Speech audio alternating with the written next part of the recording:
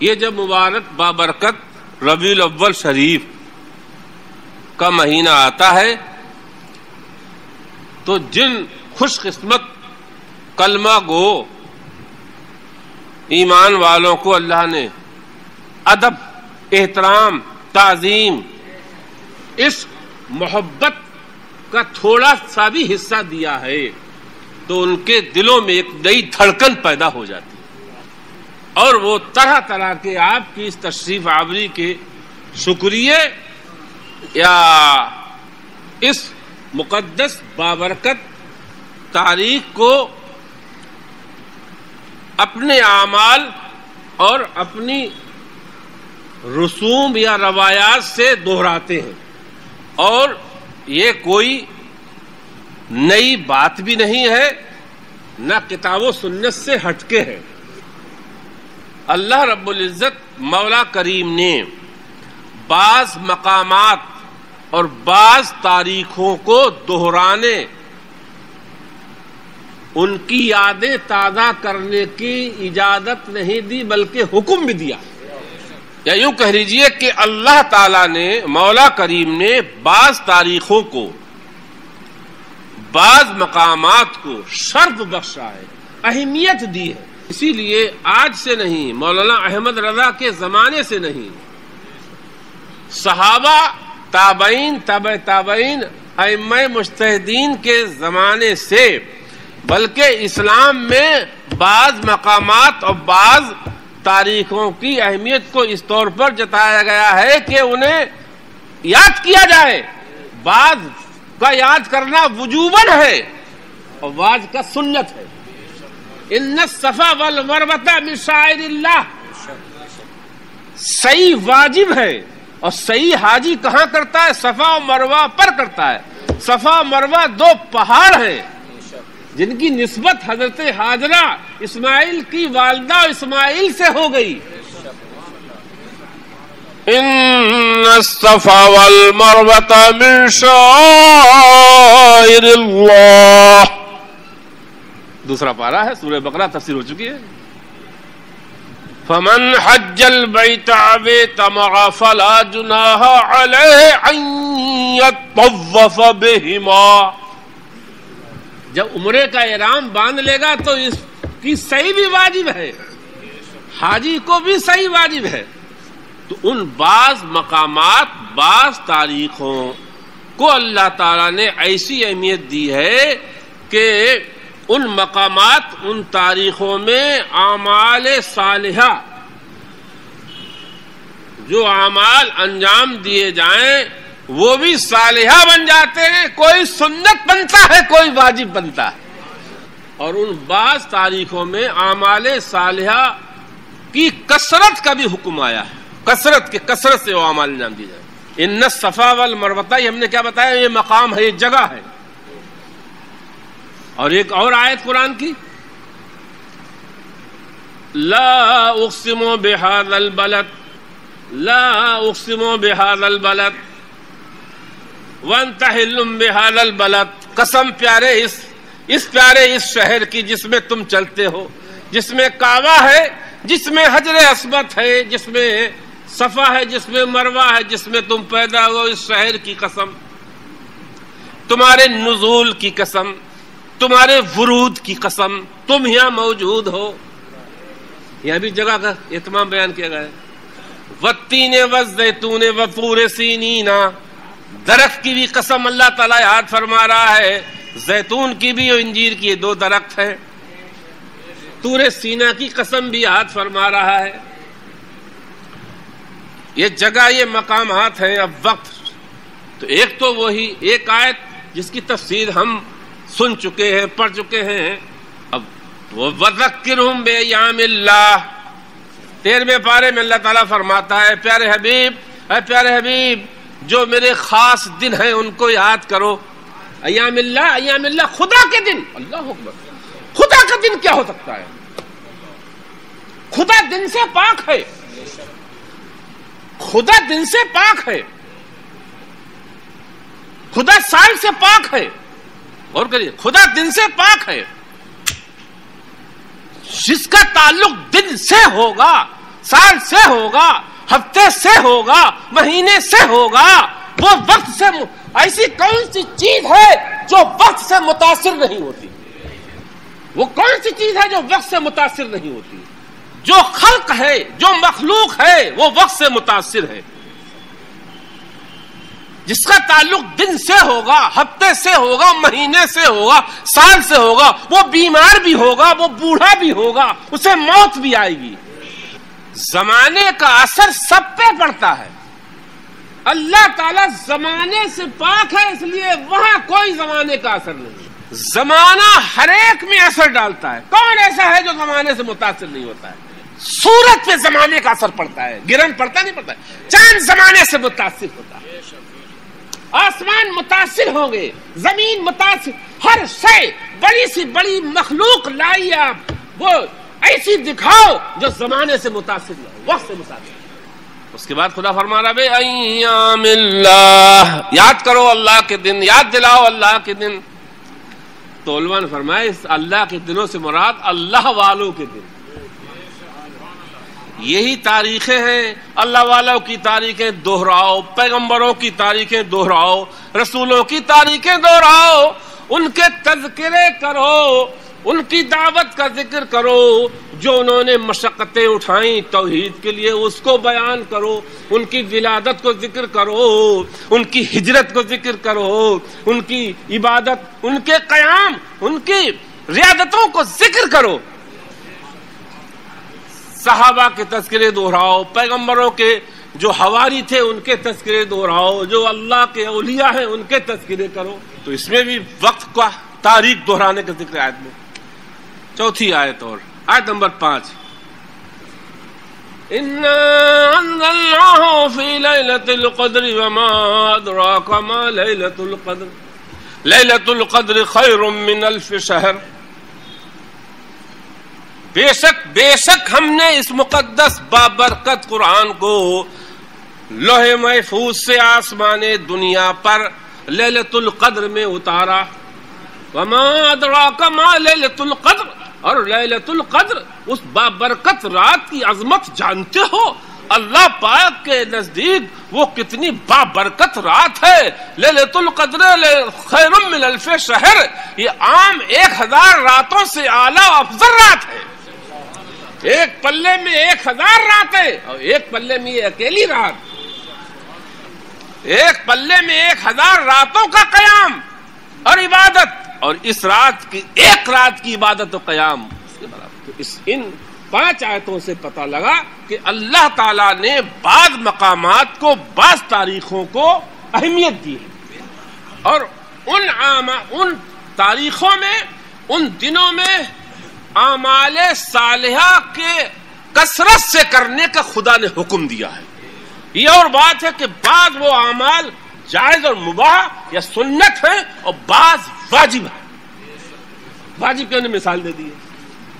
خدا کے بندوں، خدا کے رسولوں کی تاریخ دہرانے کا قرآن حکم دے رہا ہے. یہ تو قرآن سے ثابت ہے. یہ ان کے لیے نصیحت ہے جو میلاد کو بدعت یا شرک کہتے ہیں. جو میلاد کو بدعت یا میلاد النبی کو، میلاد رسول کو اور اس میلاد میں قیام کو بدعت یا شرک کہتے ہیں. یہ 5 آیتیں ان کے لیے بہت بڑی نصیحت ہیں. اگر وہ خدا انہیں ہدایت دے تو، ان کی قسمت میں ہو تو. اب میں چند حدیثیں، اس کے بعد پھر میں کچھ اپنوں کا بھی رونا روؤں گا، انہی حدیثوں سے ثابت کر کے دکھاؤں گا. بس یادیں منانے، تاریخوں کے دہرانے اور مخصوص تاریخوں میں مخصوص اعمال صالحہ غور کرنا. میں بار بار اعمال صالحہ کر رہا ہوں. اعمال صالحہ کثرت سے کرنا چاہیے. اس کا ہمیں سراغ ملتا ہے قرآن و حدیث میں. اس کی ہمارے پاس سند موجود ہے قرآن و حدیث میں کہ ان بعض ایام، بعض دنوں، بعض تاریخوں میں اعمال صالحہ کو اہمیت دی گئی ہے، اور دنوں کے مقابلے میں ان اعمال صالحہ کی ان تاریخوں میں بہت زیادہ اہمیت ہے. حدیث نمبر 1 بخاری شریف جلد 2 ہے. اللہ تعالیٰ کے پیارے حبیب کی ہجرت سے پہلے، زمانے جاہلیت، اسلام سے پہلے، بعثت سے پہلے، آپ کی بعثت سے پہلے، اعلان نبوت سے پہلے، عربوں نے زمانے شرک میں، زمانے جاہلیت میں کعبہ کو غلاف چڑھایا تھا. اس غلاف کعبہ کو چڑھانے کی تاریخ میں قریش روزہ رکھتے تھے. کعبہ کو غلاف جس تاریخ میں چڑھایا گیا اور وہ زمانے جاہلیت میں آپ کی بعثت سے پہلے اور غالباً وہ غلاف کعبہ جو زمانے جاہلیت میں قریش نے چڑھایا تھا وہ دن عاشورہ ہی کا تھا. سیدہ صدیقہ فرماتی کانا یوم عاشورہ یومن تصومہ قریش فی الجاہلیہ. غور کرنا، حدیث ہے، الفاظ ہے. سیدہ صدیقہ فرماتی ہیں عاشورہ کے دن قریش روزہ رکھتے تھے فی الجاہلیہ، زمانے جاہلیت میں. آپ کی بعثت، آپ کے اعلان نبوت سے پہلے یا آپ کی ولادت سے، آپ کے ظہور سے پہلے. پھر حضور کی ولادت ہوئی، حضور تشریف لائے تو بڑے ہوئے، دیکھا کہ یہ لوگ روزہ رکھ رہے ہیں تو کان النبی یصوم، تو سرکار بھی روزہ رکھتے لگے. اللہ تعالیٰ کے پیارے حبیب جیسے ہی پیدا ہوئے، آپ کی ولادت کا عالم یہ تھا. حلیمہ سعدیہ فرماتی ہے کہ جسمانی نشو و نما، عقل و شعور، فکر و تدبر جو اور بچوں کو 1 مہینے کی عمر میں تھا وہ آپ کو پہلے دن، اور ایسے ہی ہر دن نشو و نما، فکر و شعور، عقل و تدبر جو بچوں کو 1 مہینے میں آتا تھا وہ حضور کو 1 دن میں آ رہا تھا. تو 30 دن میں جو فکر و تدبر شعور آپ کو آ گیا، جو اور بچوں کو 2.5 سال میں آنا چاہیے تھا وہ آپ کو 30 دن میں آ گیا. جو اور بچوں کو 5 سال میں آنا چاہیے تھا وہ آپ کو 60 دن میں آ گیا. کیا نتیجہ نکلا کہ اللہ تعالیٰ کے پیارے حبیب زمانے جاہلیت میں قریش کو روزہ رکھتے دیکھا. روزہ رکھنا ایک اچھا فعل ہے، اچھا کام ہے، آپ نے اس کو ادا کیا. اور روزہ رکھا کیوں جا رہا تھا؟ یہ قریش رکھتے تھے کس لیے کہ اس تاریخ کو پہلی مرتبہ کعبے کو غلاف چڑھایا گیا. حدیث نمبر 2، یہ بھی حدیث بخاری کی ہے، جلد 2 صفحہ 184 پہ حدیث ہے. باب صیام یوم عاشورہ، حدیث نمبر 2004. مسلم میں حدیث ہے صفحہ 504 پر، باب صوم عاشورہ، حدیث نمبر 1130. عبداللہ ابن عباس راوی قدم النبی المدینہ فرأى اليہود تصوم یوم عاشورہ. اللہ پاک کے پیارے حبیب یہ ہجرت سے پہلے کے بعد، ہجرت کے بعد رسول اللہ تشریف لائے مدینے. تو مدینے میں 2 جماعتیں تھیں، یہود اور امیین، اوس و خزرج، انصار کے 2 قبیلے. حضور جب مدینے میں تشریف لائے فرأى اليہود تصوم، دیکھا کہ یہود روزہ رکھتے ہیں عاشورہ کے دن. فقال ما ھذا، حضور نے فرمایا یہ روزہ یہ کیا ہے آپ کا، یہ کیوں رکھتے روزہ آپ؟ یہ قالوا ھذا یوم صالح، ھذا یوم نجى اللہ بنی اسرائیل من عدوهم فصامہ موسیٰ. تو یہودی بولے یہ نیک صالح دن ہے، ایک نیک صالح دن ہے، یعنی مبارک دن ہے، بابرکت دن ہے. یہ وہ دن ہے جس دن اللہ تعالیٰ نے بنی اسرائیل کو ان کے دشمن فرعون سے نجات دی تھی. تو اس کے شکر میں، اس کے شکریہ میں موسیٰ نے روزہ رکھا تھا. ان کی سنت ہم ادا کر رہے ہیں. تو اللہ پاک کے حبیب کیا فرماتے ہیں؟ اللہ قال انا احق بموسیٰ منکم، فرمایا میں تم سے زیادہ موسیٰ کا مستحق ہوں، موسیٰ کی امانت، موسیٰ کی وراثت کا میں زیادہ مستحق ہوں. تو آپ نے روزہ رکھا اور فرمایا تم بھی روزہ رکھو، اپنے ساتھ روزہ رکھو. ایک تاریخ تھی جس تاریخ میں برسوں سے وہ بنی اسرائیل جو یوسف علیہ السلام کے مصر میں جانے کے بعد اور کچھ برس گزرنے کے بعد مصر کے فرعونیوں کے ظلم اور تشدد کی چکی میں پس رہے تھے. پھر اللہ تعالیٰ نے ان میں موسیٰ کو پیدا کیا. پھر موسیٰ علیہ السلام کو اللہ تعالیٰ نے 40 سال کے بعد نبوت و رسالت سے سرفراز فرمایا اور پھر فرمایا کہ جاؤ بنی اسرائیل کو آزاد کرا کے لاؤ. تو موسیٰ علیہ السلام لے کے گئے تھے. پھر دریائے نیل کو انہوں نے پار کیا تھا, پیچھے ذکر ہو چکا ہے, اور فرعونیوں کو ڈبو دیا گیا تھا. وہ سب دیکھ رہے تھے, آنکھوں سے دیکھ رہے تھے. ان کے دشمن کو, فرعون کو دریا نیل میں ڈبویا, دریا نیل کی شاخ کلدم میں ڈبویا جا رہا تھا. اس کے شکریہ میں موسیٰ نے روزہ رکھا. رسول اللہ نے فرمایا ہم زیادہ مستحق ہیں. فصامہ وامر بصیامہ, رسول اللہ نے روزہ رکھا عاشورے کا اور اپنے صحابہ سے کہا تم بھی رکھو. ایک اور حدیث, ابو موسیٰ اشعری, یہ جلیل القدر صحابی ہیں, فرماتے کانا یوم عاشورا یومن تعظمہ الیہود وتتخذہ عیدا. اور یوم عاشورا ایسا دن تھا جس کی یہودی تعظیم کرتے تھے, وتتخذہ عیدا, اس کو عید مناتے تھے, عید کہتے تھے. فقال رسول اللہ صوموا انتم, اپنے غلام سے فرمایا تم بھی روزہ رکھو. یہ حدیث بھی بخاری شریف جلد 2, یہ بھی ایک صفحہ 184 پر ہے. مسلم شریف میں 504 پر ہے. حدیث نمبر 3, جمعے کا دن, غور کریے, جمعے کے دن کثرت سے درود و سلام پڑھو.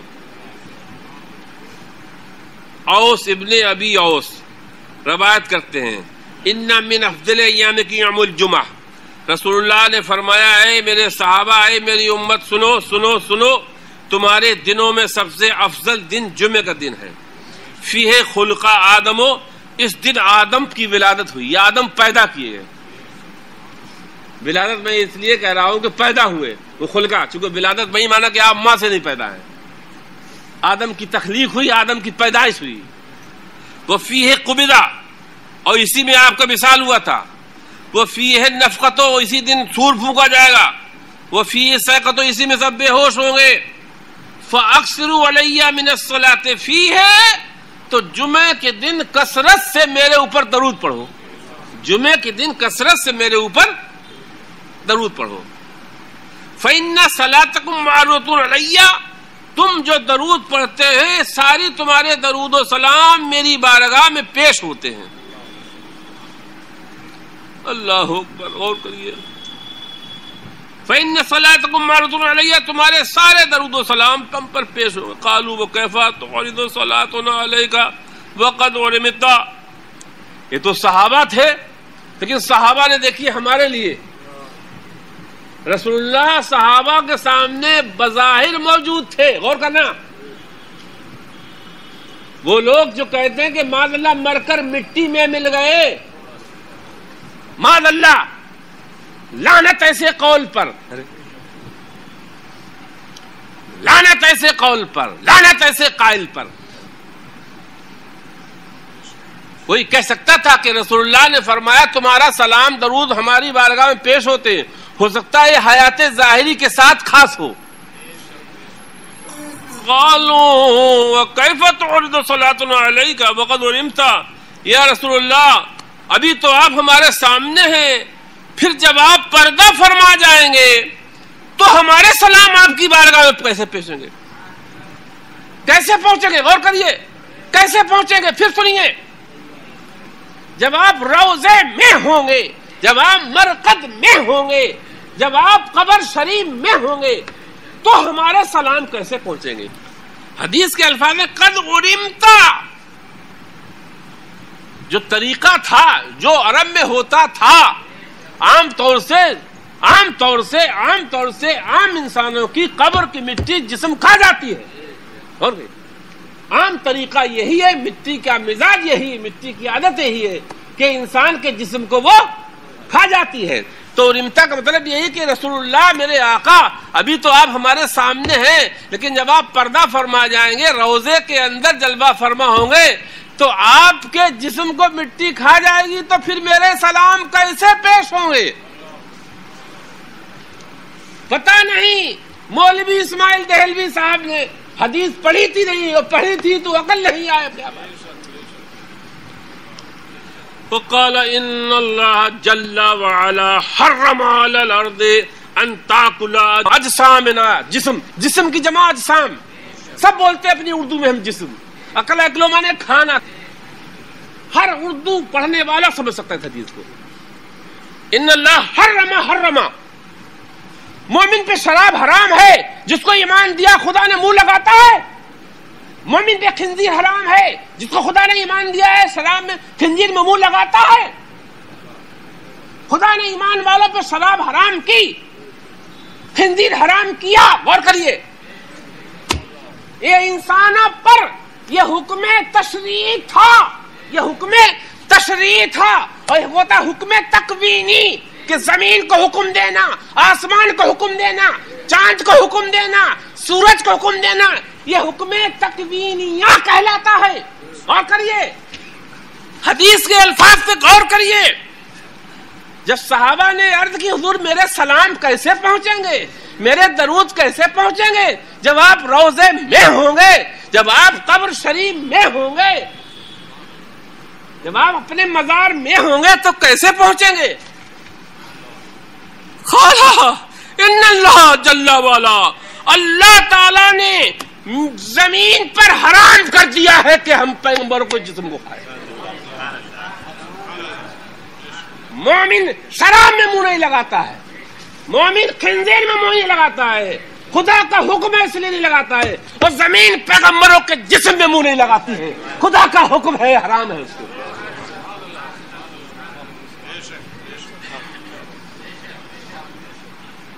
مومن شراب میں منہ نہیں لگاتا ہے، مومن خنزیر میں منہ نہیں لگاتا ہے، کیونکہ خدا نے حرام کیا ہے. زمین پیغمبر کے جسم میں منہ نہیں لگاتی، اس لیے کہ زمین پر خدا نے حرام کیا ہے پیغمبر کے جسم کو کھانا. مر کر مٹی میں مل گئے تو بات ہو، معاذ اللہ. ابو داؤد، یہ حدیث کہاں ہے؟ ابو داؤد کتاب الصلاۃ فضل یوم الجمعہ، حدیث نمبر 1047، صفحہ نمبر 200. تو اس میں کیا فرمایا؟ جمعے کے دن کثرت سے درود و سلام پڑھو. پھر سنیے، جمعے کے دن کثرت سے درود و سلام پڑھو، چونکہ اس میں آدم پیدا ہوئے، آدم کی ولادت کا دن ہے. غور کریے، آدم کی پیدائش کا دن ہے، تو اس میں کثرت سے درود و سلام پڑھو.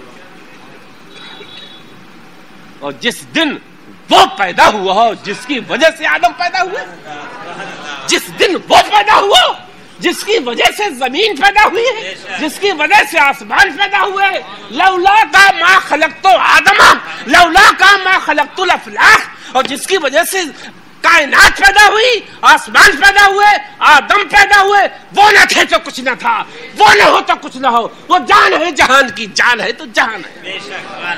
وہ نہ. اب ایک اور حدیث تو بہت لمبی ہے، یہ بہت بڑی حدیث ہے. یہ اس کا ایک حصہ انس بن مالک روایت کرتے ہیں. ان انس بن مالک قال انزل فصلیت فقال اتدری انا صلیت ببیت لحم حیث ولد عیسی. اللہ اکبر. نسائی شریف. یہ حدیث سیاستہ، ابھی میں نے کوئی غیر سیاستہ کے علاوہ نہیں حدیث پڑھی ہے. غور کریے، نسائی شریف کتاب الصلاۃ حدیث نمبر 447، صفحہ نمبر 116. معراج کو سرکار براق سے، غور کریے، براق سے بیت المقدس تشریف لے جا رہے ہیں. جبرائیل ساتھ میں ہیں. براق لایا گیا ہے، سرکار کے خصائص سے ہے. براق رسول اللہ کی خصائص سے ہے. براق آپ ہی کو عطا ہوا، آپ ہی کے لیے پیدا کیا گیا. براق آپ ہی کو عطا ہوا اور آپ ہی کے لیے براق پیدا کیا گیا، اور براق پر آپ ہی کا سفر کرایا گیا. جبرائیل لے کے آئے ام ہانی کے گھر حرم شریف میں. رسول اللہ کو براق پہ بیٹھال کر کے لے جایا گیا. پہلے بیت المقدس 15واں پارہ سورہ اسراء ذکر ہو چکا ہے. سبحان الذی اسری بعبدہ لیلا من المسجد الحرام الی المسجد الاقصی. بالکل قرآن میں ذکر ہے. جو اس کا انکار کرے اسلام سے خارج ہے. جبرائیل لے کے جا رہے ہیں براق پر. اللہ اللہ، مولا مولا تیری شان بے نیازی. معراج کی رات ہے، اللہ اکبر، معراج کی رات ہے، اللہ تیری شان بڑی. جبرائیل اللہ پاک کے پیارے حبیب کو براق نیچے لا کر کے، اور پھر اس کے بعد آپ نے نماز پڑھی حرم میں، اور اس کے بعد آپ کو لے کر چلے. چلتے چلتے چلتے چلتے ایک مقام پر پہنچے تو جبرائیل نے عرض کی، انس بن مالک فرماتے ہیں جبرائیل نے عرض کی انزل، حضور اتریے، انزل حضور اتریے. جو 1 مہینے کا سفر تھا جو قریش اور عرب طے کرتے تھے وہ 1 لمحے میں، اسی میں فرمایا حضور انزل اتریے. غور کہ اتریے اتریے. حضور اترے، حضور اترے. وضو حرم میں کیا تھا، وضو حرم میں کیا تھا. دیر ہی کتنی لگی، پلک جھپکتے پہنچ گئے. کہاں؟ سنیے، حضور اتریے، فصلے اور نماز پڑھیے. حضور اتریے. یا اللہ یا اللہ، یہ کہاں اتارا جا رہا ہے؟ یہ کہاں اتارا گیا؟ یہ بیت المقدس تو نہیں آیا ہے.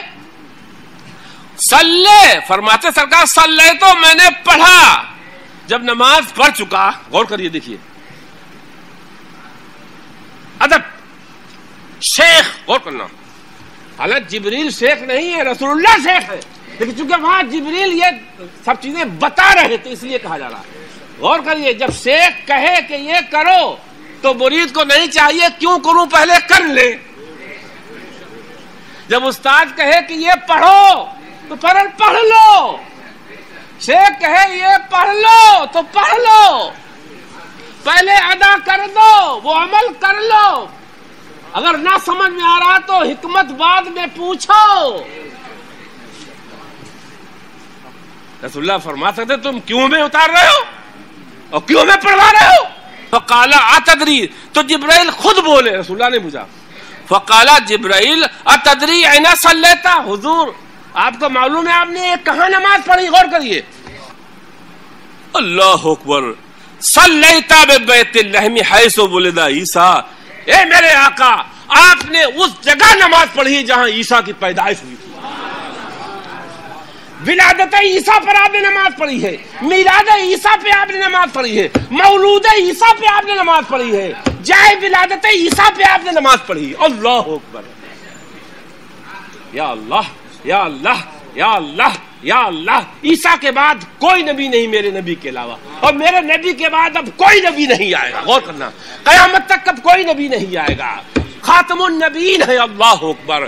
کسی اور کی جائے ولادت پہ نماز نہیں پڑھائی جا رہی ہے، عیسیٰ کی ولادت پہ نماز پڑھائی جا رہی ہے، جائے ولادت پہ نماز پڑھائی جا رہی ہے. جبریل پڑھوا رہے ہیں، خدا کے حکم سے پڑھوا رہے ہیں. کس لیے کرا رہے ہیں؟ کہ میرے محمد، میرے مصطفیٰ عیسیٰ کی ولادت کو منا لے تاکہ ان کی غلام قیامت تک ان کی ولادت مناتے رہیں، ان کی ولادت پہ تبدیل تذکرے کرتے رہیں.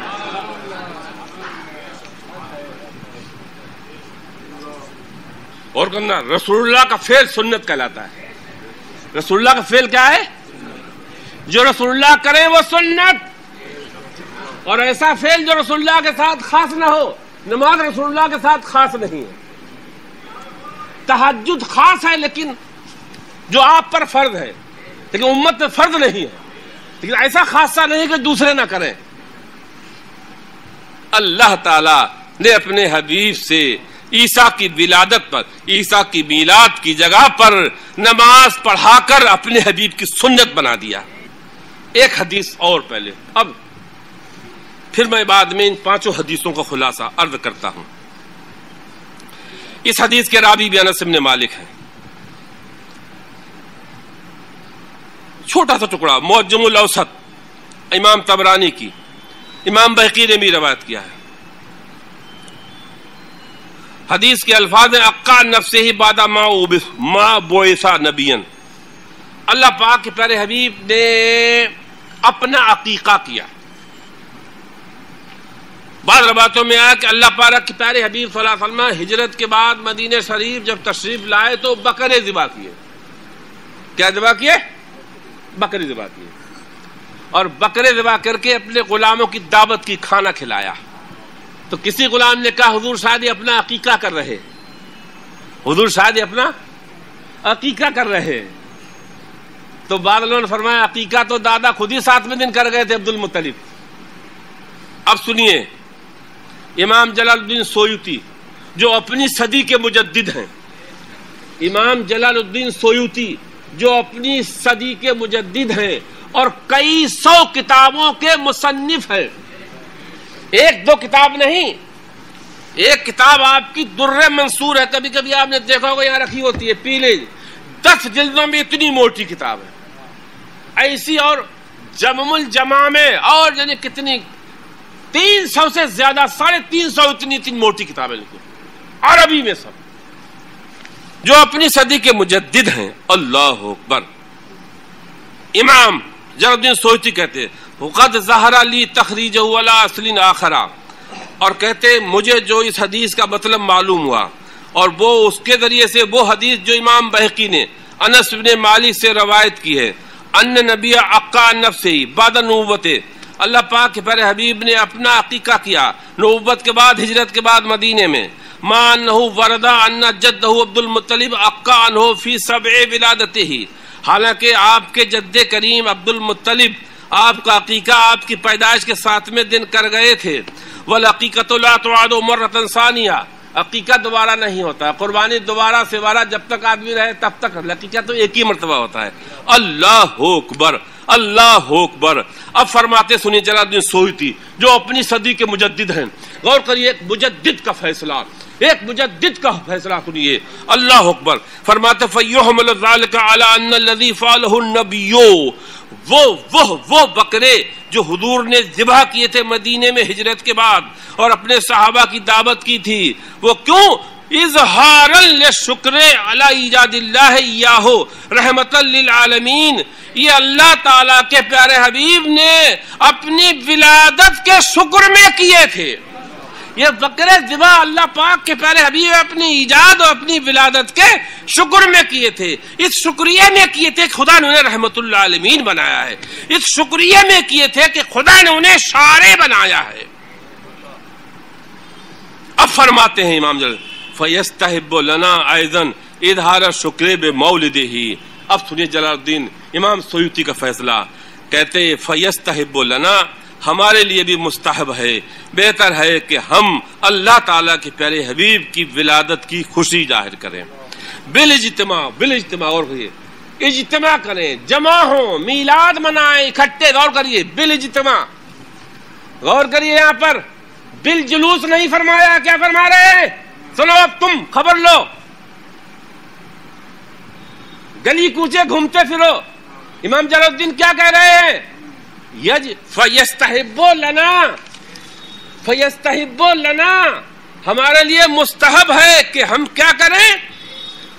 اظہار شکر بمولدہ، سرکار کی ولادت، سرکار کی پیدائش کے دن ہم کیا کریں؟ شکر ظاہر کریں. کیا کریں؟ اجتماع کریں، لوگوں کو کھانا کھلائیں، لوگوں کو کپڑے دیں اور طرح طرح کی اچھی نیک عبادات کریں، اظہار مسرت کریں، اظہار خوشی کریں، دعوت کریں، پھینکے نہیں، لنگر نہیں، دعوت کھلائیں.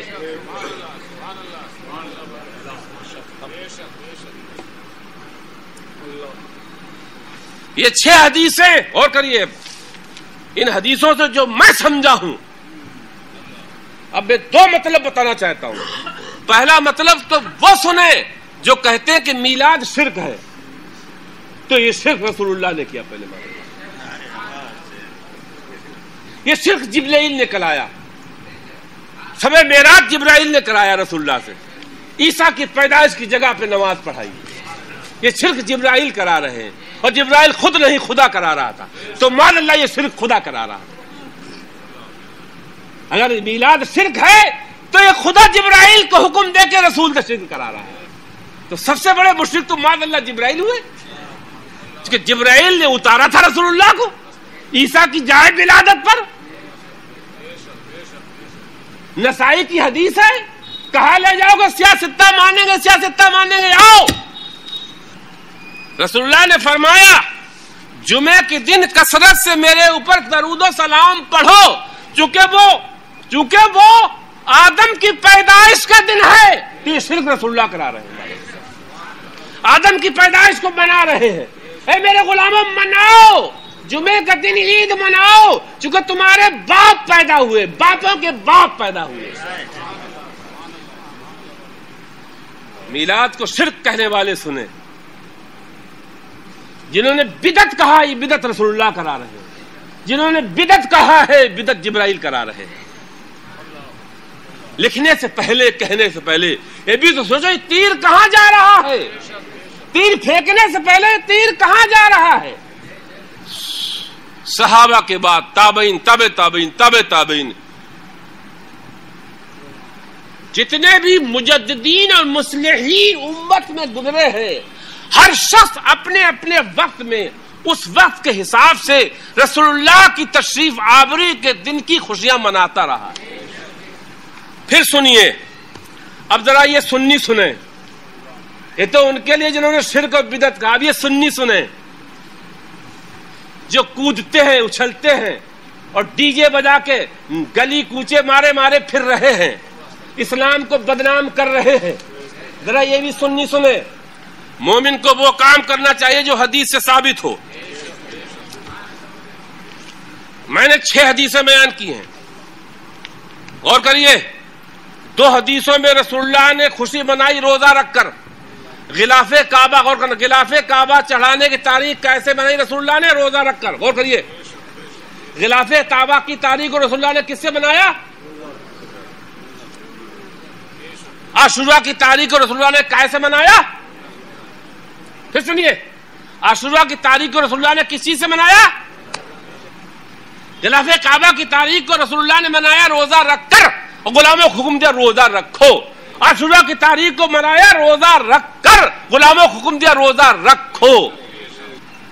اور آدم کی ولادت کی تاریخ کو منایا رسول اللہ نے درود و سلام پڑھوا کر، کہ آدم کی پیدائش کے دن درود و سلام کثرت سے پڑھو۔ اور عیسیٰ کی ولادت کو، میلاد کو کیسے منایا؟ نماز پڑھ کر، نماز پڑھ کر۔ عیسیٰ کی ولادت کو، میلاد کو کیسے منایا؟ نماز پڑھ کر۔ اور اپنی پیدائش کو منایا بکرے ذبح کر کے، دعوت کھلا کے۔ یہ 5 فعل ہیں، 4 ہیں، 2 میں روزہ رکھ کر، 1 میں درود و سلام پڑھ کر، اور 1 میں نماز پڑھ کر، اور 1 میں بکرے ذبح کر کے کھانا کھلا کر۔ 4 فعل نکلے۔ روزہ رکھ کر مناؤ، سمجھے آپ؟ درود و سلام پڑھ کر مناؤ، اور نماز پڑھ کر مناؤ، اور بکرے ذبح کر کے کھانا کھلا کے مناؤ۔ یہ چیزیں صرف حدیث میں ثابت ہے، اس کے علاوہ جو ہے حدیث کے خلاف ہے، سنت کے خلاف ہے، وہ بدعت بھی ہو سکتا ہے، وہ اس کے علاوہ کچھ اور بھی ہو سکتا ہے۔ تم میلاد مناؤ، تم ربیع الاول مناؤ، یا تو روزہ رکھ کر کے مناؤ، یا سمجھے آپ درود و سلام پڑھ کر کے مناؤ، یا نماز پڑھ کر مناؤ، یا کھانا کھلا کے دعوت کر کے مناؤ۔ بکرے ذبح کرو، بکرے نہیں، یہ خدا نے مرغا ذبح کر کے 2 لوگوں کو کھلا دو۔ اس طرح سے رسول کی ولادت کو مناؤ، رسول کی میلاد کو مناؤ۔ یہ طریقہ ہے میلاد منانے کا، جو یقیناً سننے سے ثابت ہے، حدیثوں سے ثابت ہے۔